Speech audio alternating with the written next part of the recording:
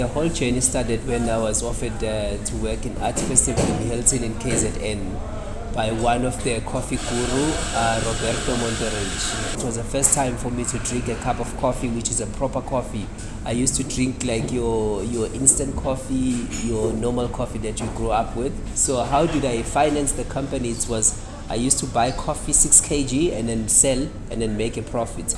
Then that's how I've built the actual company, where now we do our own roasting and then we're also doing our own packaging. We also pack for Pick and Pay no-name brand. We make that kind of coffee for them, for Pick and Pay.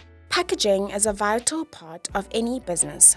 Over the years, Sihle's ability to innovate and be hands-on regarding his business's look and packaging has allowed him to compete with coffee brands that have been around for over a decade. What our selling model is too, firstly, it's I own the brand 100%, from the roasting side into the coffee shop side. From the start to the end, I'm involved in the process to make sure that the product is it's always in a high quality, and then also it's also competitive in the market, and then also we make sure that we use only A-grade coffee.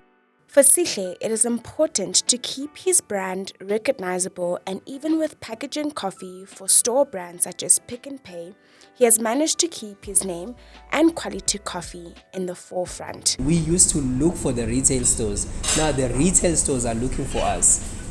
Based on supplying all over the country, so we've got quite a few leads in different places, whereby they now wanting the brand, because literally all of the trendy things that is happening. We created the the no-name brand for Pick and Pay, and then which is a benchmark brand, which is their own brand. It's not a inferior quality, is a high quality. It doesn't literally say that you are a small business, that you can't compete with a bigger business.